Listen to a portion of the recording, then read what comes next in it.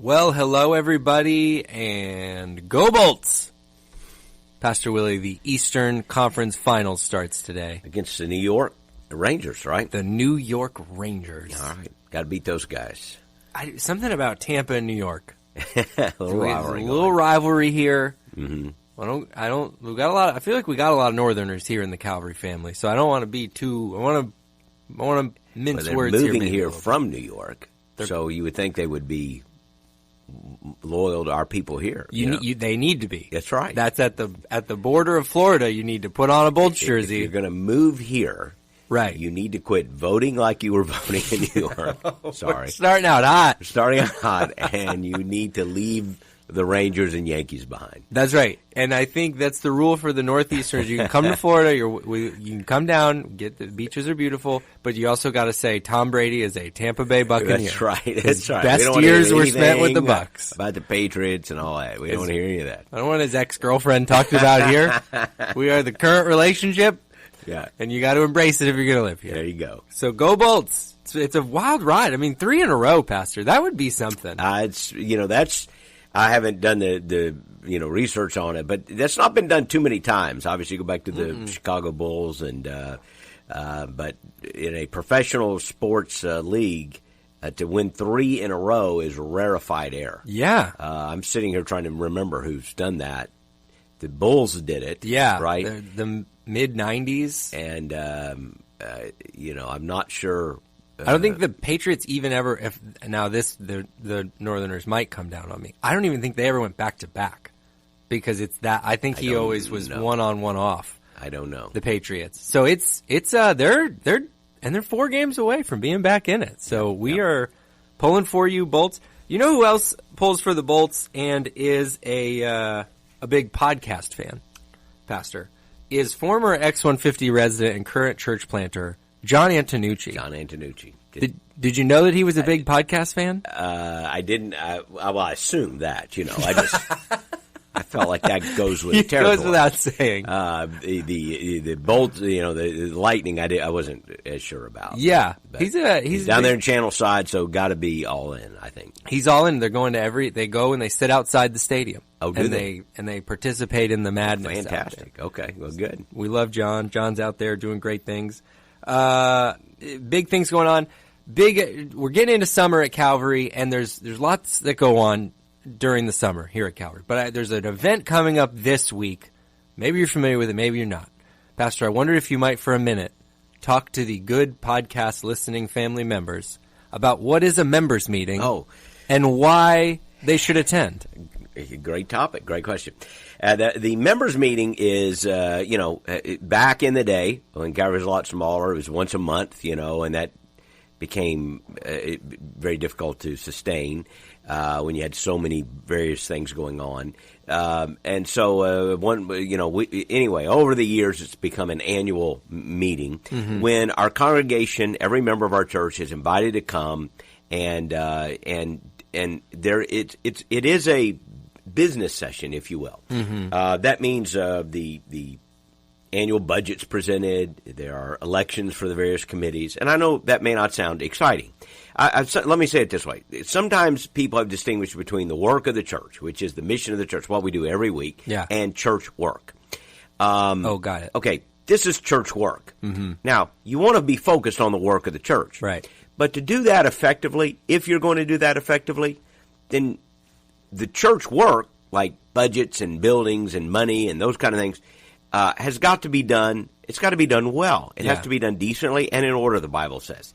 And so this is a meeting whereby we come and we do talk about. This is how this works. However, it's also an opportunity to present some of the big things that are happening and to present maybe some information that's going on and to even vote on some big things. So if you've been in a dysfunctional situation where people are fussing and arguing at one another, this is not that. We don't have that. It's always an encouraging time, I think, when members come and they get to hear information. They get to ask questions. We try to say any question is a good question, whatever you want to ask. If you want to go detailed into the church budget, come early. We try to have our finance committee Right. there and other church staff members there. So if you want to come, you know, this question you don't want to ask in front of 100 people, but you want to know, hey, Sure. what is this? Come to that. We try to get that information to you. And then in the meeting, we try to share with you what's been happening. Yeah. So it's helpful. I think it's good for church members to stay engaged and to be knowledgeable about what's happening. And this is the opportunity to do that. Yeah. And we've got some fun things to share at this We particular. do have a couple of exciting, there are two. One, really, they are motions that will be made, and they won't be maybe shocking to everyone, but they are going to be very exciting things to hear discussed and to be able to act upon. So I think the people that come will be like, man, that was an encouraging meeting to be a part of. So so if that's a little teaser, well, so be it. Yeah, there's some That's right. stuff we have not announced publicly Right. that we're going to announce publicly Sunday night. It's going to be a good time. I hope we can make it. That it is at 6:00 here at the Yes. Clearwater campus, the members meeting. Yep. Come on in. Everybody at all of our campuses, love to have you here. And I will be there. So if you have podcast feedback, it's a great. Maybe I'll go a little early too, just to make myself available I'm for sure. podcast questions. Okay. Specifically, that can be a little breakout session we do. We have a little room for you over there. It should just be me. Members meeting coming up this Sunday. Hope you can make it. But it is summer. There's also other fun things going on. It's summer, which means, as if you've been around Calvary, you know, it's VBS season. Yep. We got VBS coming up here in just a couple of weeks. We got a morning session and an evening session of VBS, which I know is helpful for families because you got families that are working during the day, and you can take your kid to VBS that evening. That'll be at the Eastlake campus. Right? We've got summer camp coming up. Yep. Our students are going to summer camp. I was shocked by this as we were talking with the team. This is actually the first time in 3 summers that our student ministry has been able to go to camp, like go to a camp gathering, which is very exciting. Happy to see them getting back to doing that. 100%. And they've got a great group going already. Yeah. People signing up. So it's going to be, a full on summer with camps. We have mission teams going out every week, Vacation Bible School. So for the next, really, June, July, it's a very busy season. It's kind of a different rhythm. We don't have some of the normal things that we, have during the rest of the year on like Wednesday nights and other things. There's kind of a rhythm of taking a breath on that. But it's also because our team is working very, very, very hard on a lot of other things during the summer. So June and July, very exciting time. So we got all that coming up. I'll put that information in the show notes, but it's real easy to remember, calvary.us/VBS. That's where you can get all the information. You can sign up to volunteer. You can sign up to bring your kids in. It's great. Again, really, really incredible week you can be a part of. And then also camp is calvary.us/camp. But I'll put that stuff in the show notes. So if you want to go back and look at that. I did want to talk some, though, because we got those big kind of next-gen ministry events coming up in the summer, Pastor. A couple weeks ago, we had our Grad Sunday, which is a Sunday where we bring all the high school graduates on stage. And it worked out great. We're going through 1 Samuel, and there's a great story there at the beginning of 1 Samuel with Hannah dedicating Samuel. That I think that was the message we covered on that Sunday. But in there, you talked some, and I wonder if you might just refresh listeners here that maybe missed it, or it's been 2 weeks and they've got other things that have filled their mind about the spiritual influence of a parent, and how I think what you said was that a parent is still the most influential. Is that right? Yeah, there's a lot of, the tendency is to think that with the coarsening of the culture and the secularization of the culture around us, that parental influence has diminished. You have TikTok influencers, you have, all the stuff that is in the social media field. And there's no doubt that there are a lot of influences that are filling the vacuum in a lot of kids' lives that should be very, very concerning to us. And I think we're seeing the repercussions of that. And yet, in the midst of all that, every piece of data that I've seen still, suggests that parents are the dominant influence in their kids' life, and particularly in spiritual formation. And a lot of the evidence suggests that has not even diminished at all. that if you look at spiritual formation in a child's life, again, nothing is a close second except for grandparents. So you tend to think, well, peers determine that and so forth. Well, they certainly have a lot of influence. But I love encouraging young parents by reminding them, hey, peers have a lot of influence. You're facing a lot of obstacles, but you're still the home team here. You still have the greatest impact in your child's life. So use it. Don't retreat. Don't surrender. Don't think it's no use. You still have an enormous impact, and therefore be encouraged by that, but then also accept that responsibility and to make the most of it. Yeah. Well, I wondered if we might just kind of dive in on that for a little, and I wondered if I could ask you some questions, because you have raised kids. I have, and now you are in the you're in the grandparenting influencing part now. You have 3 kids, is that right? 3 children. Yep, we have Amanda, Anna, and Stephen, our 3 kids. Okay, so boy. I wondered, if we could just, if you would, talk through that journey for you, and which I know is going to come with its own unique challenges, being a pastor through that whole thing. But what were some things that were kind of like, I don't want to use the word non-negotiables, but when you were thinking about discipling your kids in your house, what were some things you prioritized as far as making sure it was something that was present in their life regularly? Well, Gator football, I think, was a priority. It goes without saying. Yeah, just you might as well start. You didn't get to eat in my house. Right. You got a Tebow kneel before you approached the table. We did not have dissent. We did not allow dissent. I did not believe in dissent or democracy. You can have a bed and eat, or you can cheer for another team. That's right. How it goes. Can I tell the listeners? My kid came to a beach baptism recently in a Florida State hat, and I was nearly put on paid administrative leave immediately. I mean, right away. The look in your eye, you were so excited, all these baptisms, and then with the disappointment. Yeah, it's a staff member. That's what burned me. I mean, I understand church members, but staff members. No, I have many good Florida State friends, by the way. Yeah. And so they'll laugh at that also. But no, by the way, all my kids are, those allegiances do transfer because they grow up around it. That's So we joke about it, but there is a model there. Oh, what were the non-negotiables? Look, we went, I know I'm a pastor, so you can say, well, you had to go to church every Sunday, even the weeks you didn't want to go, which wasn't many, but there probably were some Sundays there, it's the old joke of the guy who gets up in the morning and says, I'm not going to church. I don't like those people. They don't like me. I'm tired of it. It bores me. And his wife said, you're going because, number one, you're the father. These kids are looking up to you. Number two, you're a Christian. This is the right thing to do. Number three, you're the pastor, and you are expected to be it. And, it's but no, I hope that I would do that regardless. That is a habit. The act of going to church, which I thought, that was like the lowest hanging fruit, and it still is. Like, it's a baseline commitment for a follower of Christ. But now it's like you really have to tell people that it's a baseline commitment for following Christ. Going to church isn't like going out to eat. Like, let's just do it when we want to.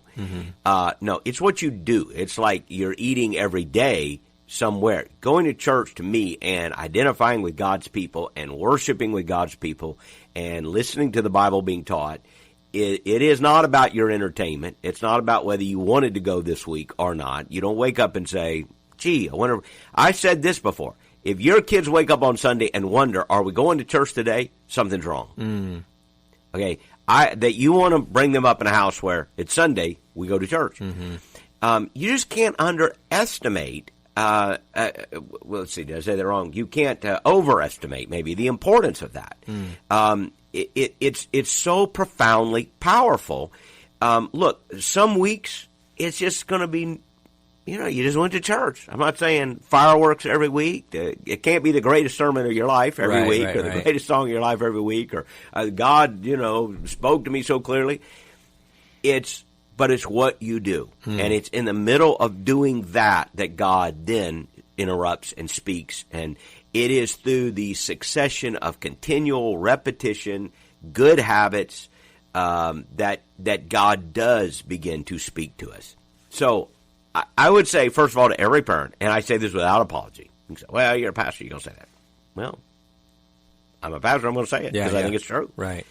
If you want your kids to grow up and be spiritually formed, to have an awareness of God, a love for God, a desire for God, then I think one of the baseline commitments is every Sunday we get up and we go to church.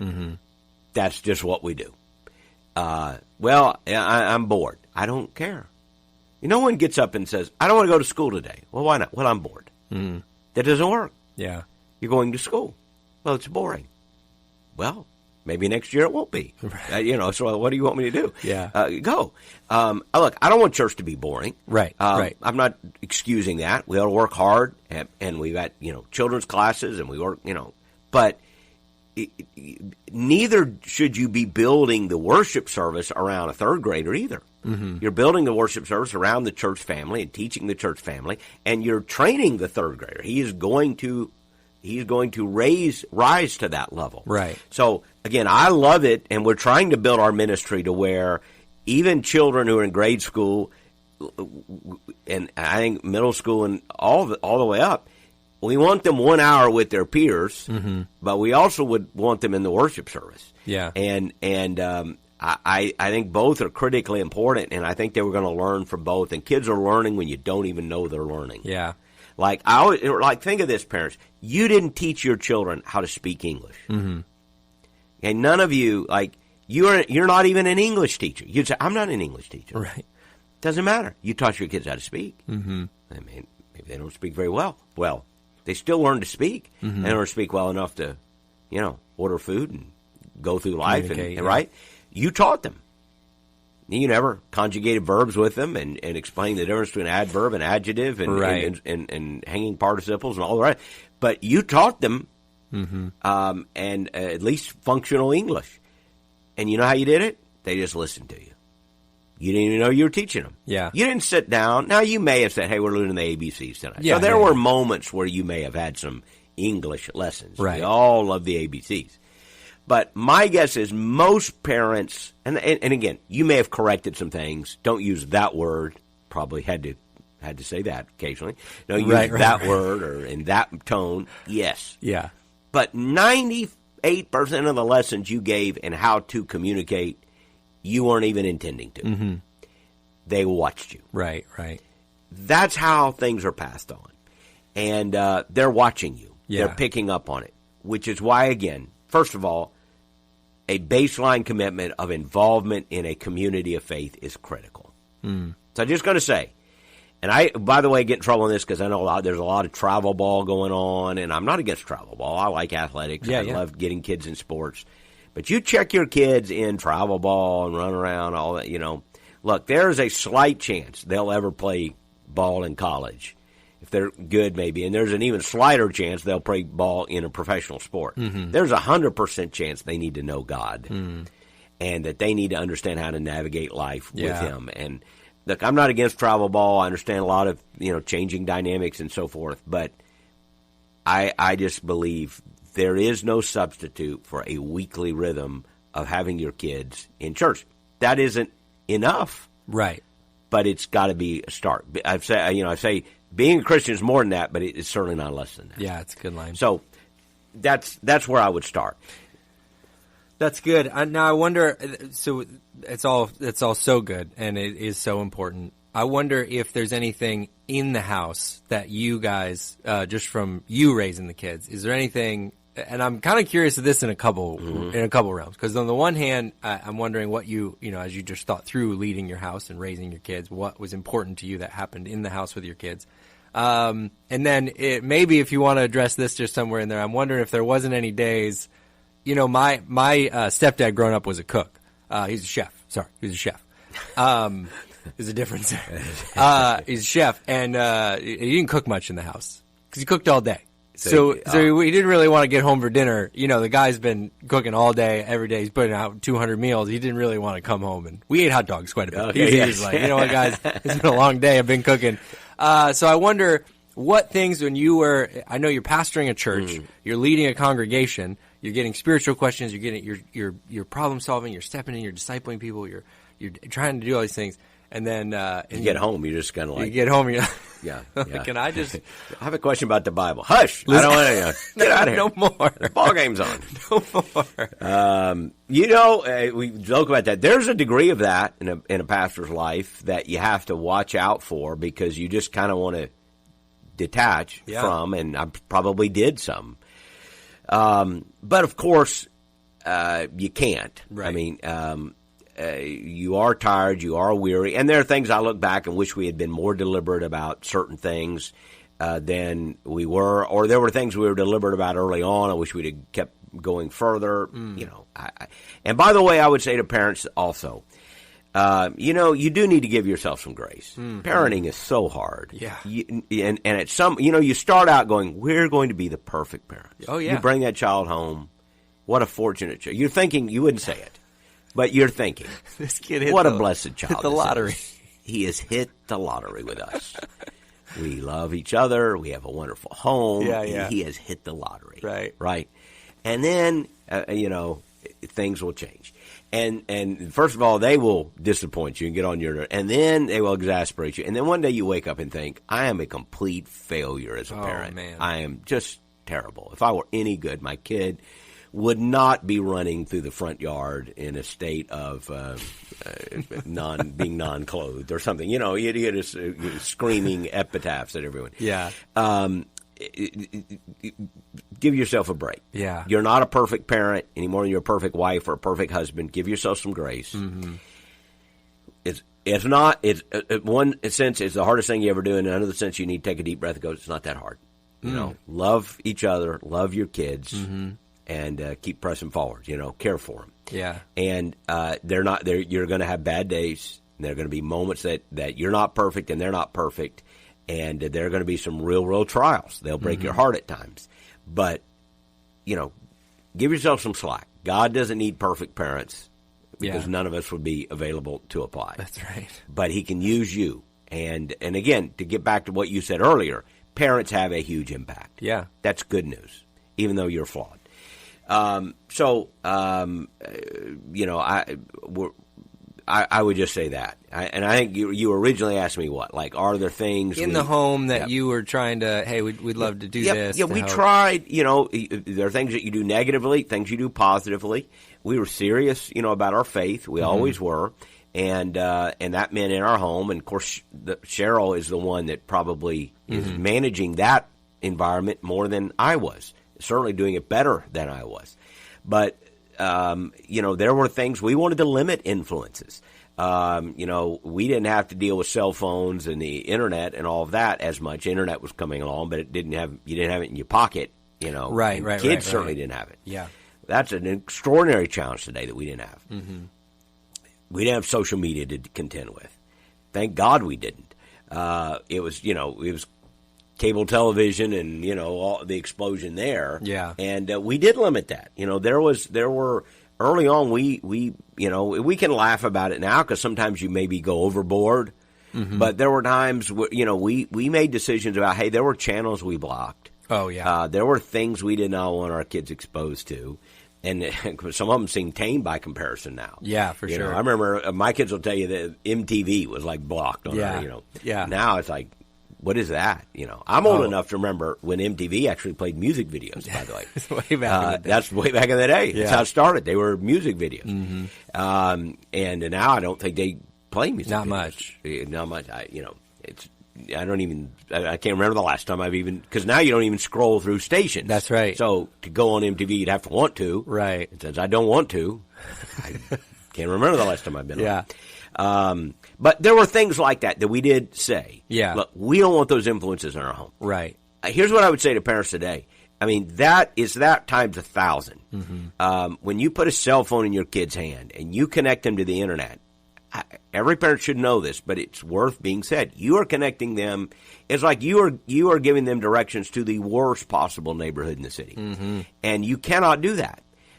You must and if a kid pushes back on that, that's just part of parenting. Yeah. You're not called to win a popularity contest. So if a kid pushes back and says, everybody has a cell phone, who cares? Right. Or now I'm sure there are ways you can get some of that without maybe blocking it and putting parental controls in place.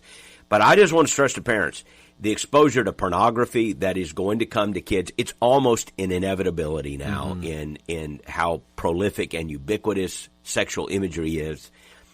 But you cannot simply resign and accept it. You must war against it. You must understand it's almost inevitably going to come because it is so ubiquitous. But I would never put a cell phone in a child's hand with unrestricted access to the internet. That's just that you can't hold them accountable. Yeah. You're not helping them. No 13, 14, 15-year-old should have unrestricted access that cannot at least be held accountable in some way. And when a parent says, well, my kids aren't looking, yes, they are. Yes, they are. Yeah. 100%. Right.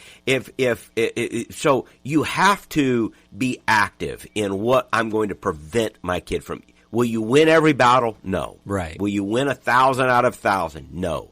But it's still worth it if you win, 995 out of 1,000. It's still worth it.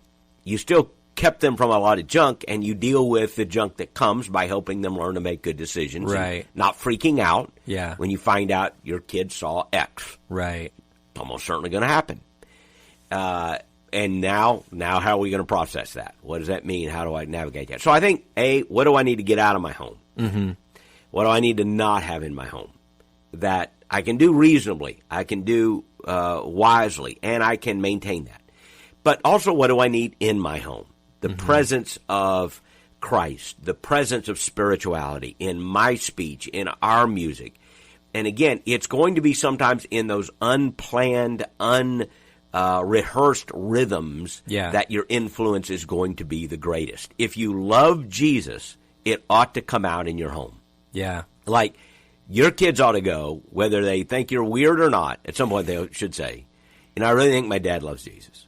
My mom loves Jesus. They talk about him. They sing songs about him. He influences their decision making.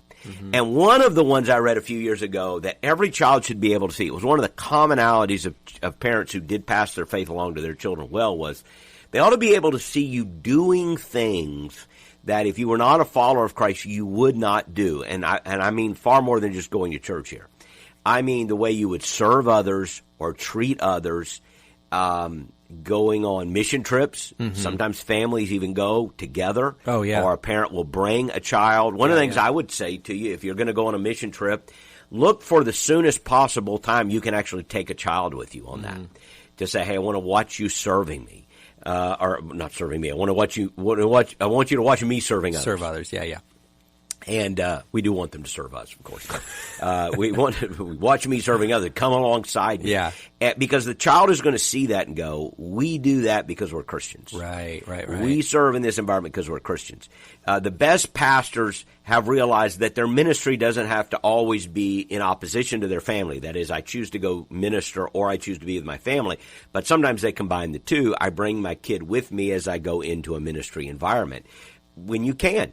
I've seen youth pastors bringing young children along at a camp or a youth event. Yeah. I've seen staff members bringing their children to walk with them as they just had to do things on a Sunday morning. And honestly, they're training that child, but they're also investing in the relationship with that child. So I just think learning how to find those rhythms, as Deuteronomy 6 says, where you rise up, when you lie down, when you walk by the way, that your children observe, and they observe your love for Jesus in your life. So what are you going to limit on the negative? What are you going to stop? But it's got to be more than that.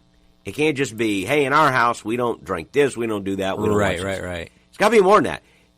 In fact, while that's important, I think even more important is that they would say one day, hey, in my house, we did this. We did that. I saw my parents do something that most parents didn't do. And the reason is because I know they believed in God and they loved Jesus. Yeah. That's going to make an impact. Right. That's so good. I feel like we might need to just do a part 2 on this because I think there's so much more to talk about. But I will ask one more question here as we wrap up. How about the transition from your teaching and your training and your raising up, and then the space to let them make the faith their own? Yeah. How did you navigate that transition? Yeah. And I say that it genuinely, like with kids of my own, and your kids are wonderful. Like your kids are, you have Stephen out there in the ministry, you have Amanda here in the ministry. They really genuinely, this thing translated in a way that has gone past you with all due respect. It has gone right. You raised them and now they have taken it and they are living it out. Yep. So what did you notice about that transition? What do you say to parents trying to make that transition? Well, they're all three are different. As you said, two of mine are involved in ministry. Anna and her family live over in Orlando and have two beautiful kids now. And, we have great relationships with all of them. They're all great kids. I love them, proud of all of them. They're all, just like I am. They had an imperfect dad, so they'll have imperfections. But, in fact, I get to see them all this weekend. So I'm looking forward to being with all of them. And that's a great time for young parents, and particularly if your parents are adolescents and you're going through maybe some war years. I like to say, hey, you got better times coming, okay? There are tough days with kids where there's conflict and there's going to be that transitional period. But I really love this period. I've loved every period I was in. Yeah. I love this period of life when my kids are now adults. They're raising children. They're doing a great job of it. And I get to be kind of an influencer coach, to love and then, send them home at night. That's also wonderful. It's a great time of life, but I'm also reading and thinking about how much grandparents are influential in their children's life, and I certainly want to play that role. Here's what I would say. At some point, yes, it's got to be their own. Mm-hmm. And, I thought about as our children were adolescents and then going off to college, you're going to have to let them make decisions. They may make some choices that will disappoint you. They will make some choices that are, that you feel pain about. They may make some choices that aren't necessarily hurtful or painful. They're just different than you would. They arrive at a different conclusion. Yeah. And you have to accept that.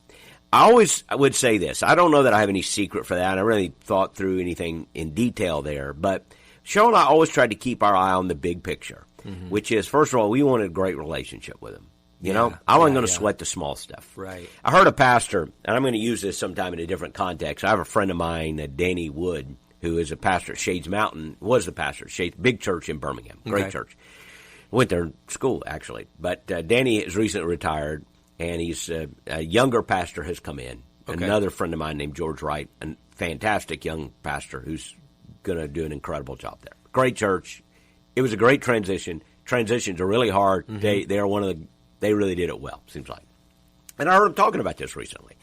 And Danny said right before I got done, I'm in his last season, the new pastor's getting ready to come. And Danny said, one of my last addresses was, he called it NBD.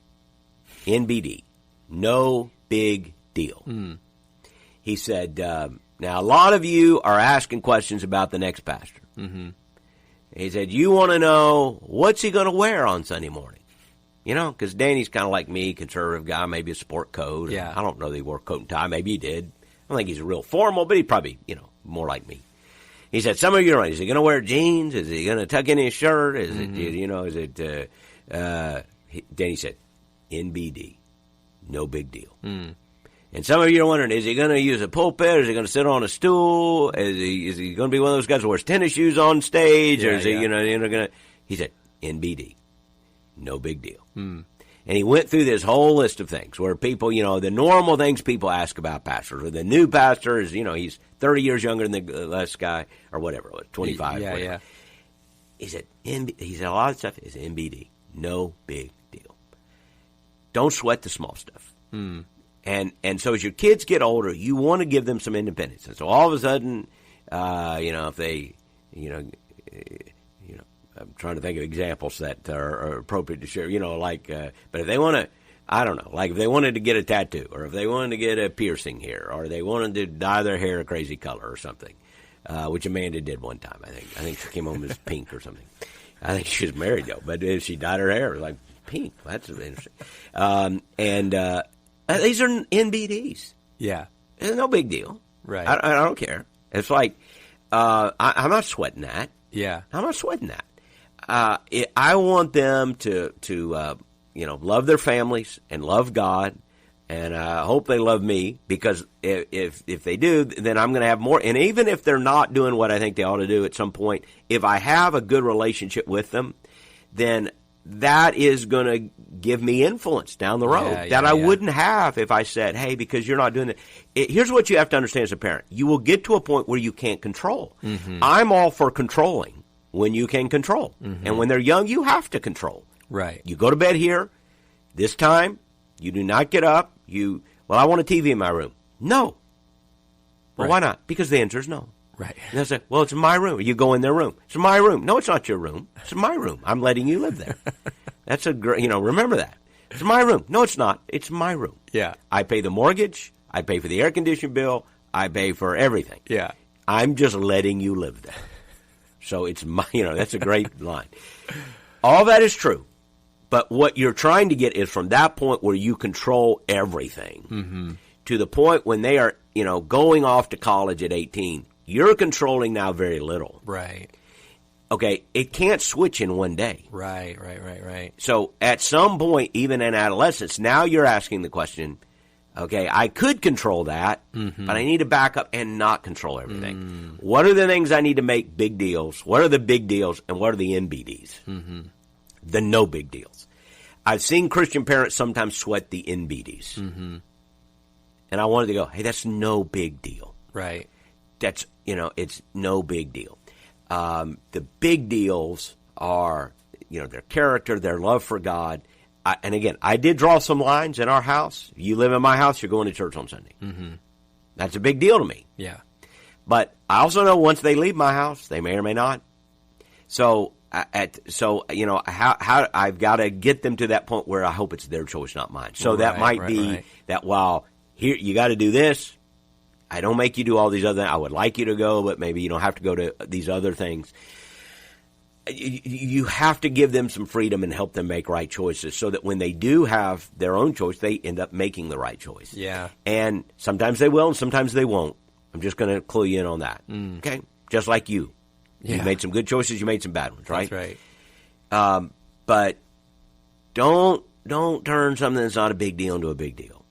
And keep the relationship. And one of the things that we talked about even a couple of weeks ago was when you have prodigals that do drift away from the faith. Okay.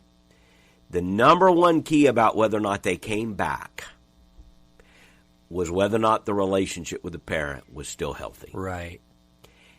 And when it was, there was this high percentage that they did eventually come back. If it becomes toxic and negative, it's like burning the bridge over which they crossed to come back. Right. If a child is away from God and you're praying that they come back to God, you don't want them to have to crawl over broken glass and to get back. Right. I want them to. Again, the story of the prodigal son. The prodigal son's father was on the porch looking. He saw his son a long way. He went running. Yeah. I want it to be like, hey, if you turn and come, that's the easiest decision you'll ever make because you won't hear any long speeches from me, and you don't have to repair the relationship with me. Yeah. Because it's always been there. Yeah. And so I would just say, parents, maintain the relationship, maintain the love. It doesn't mean you accept everything. It doesn't mean you condone everything. And some parents have really hard choices about what they accept or condone, but maintain that relationship and don't sweat the big deal. Yeah. Yeah. Oh, it's so good. Thank you so much for going and talking about some of that, sharing some of your personal experiences there. I'm convinced we're going to have to do a part 2 just because I'm making a lot of notes here personally. So selfishly, I'll probably make you talk about this again. But thank you so much for going in and sharing about that. Ricecast family, thank you for listening. We love hearing from you. I joke about you all the time, but I do love hearing from you, your thoughts on the podcast and just letting us know that you're listening. It means a lot. If you review the podcast or leave a star rating, that's really helpful for us to get the word out about what's going on here. And we will be back here to celebrate a Bolts victory and do another podcast very soon.